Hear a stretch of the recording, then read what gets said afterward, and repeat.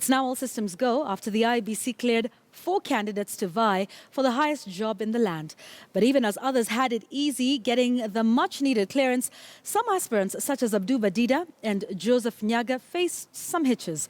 Rita Tinina was at KICC and brings you day 1 of the exercise. With 10 aspirants shortlisted to vie for the presidency from a list of 18, it was time for that final assessment.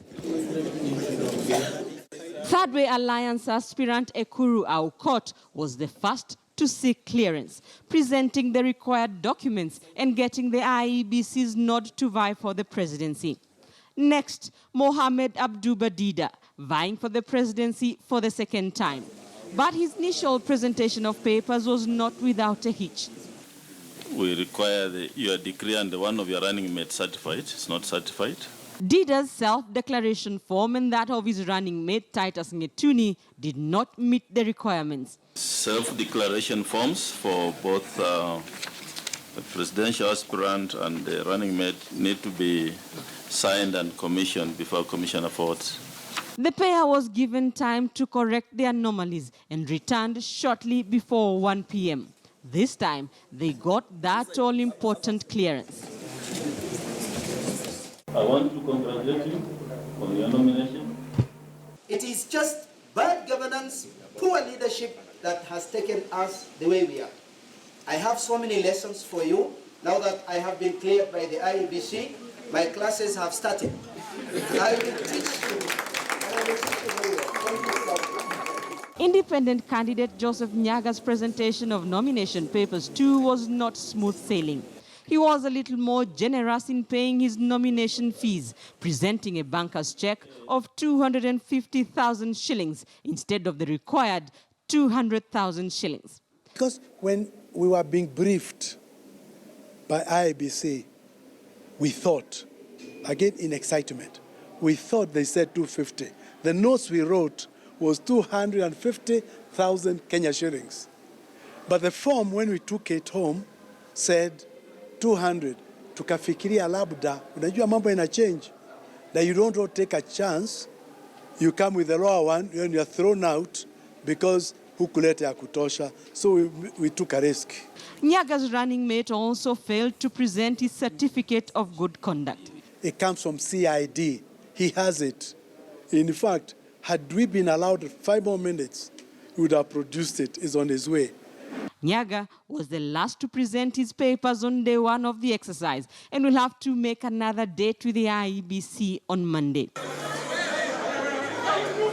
But it was the presentation of nomination papers by NASA flag bearer Raila Odinga and his running mate Kalonzo Musyoka that caused a stir at the KICC.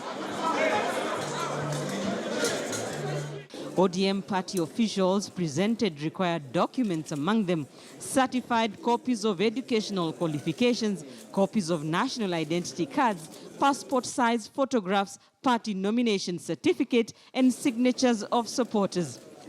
With all the documents in order, Raila and Kalonzo, just like the other candidates, were shown a sample of what the ballot paper will look like before they were given the green light. I want to congratulate you on your nomination to vie for presidency.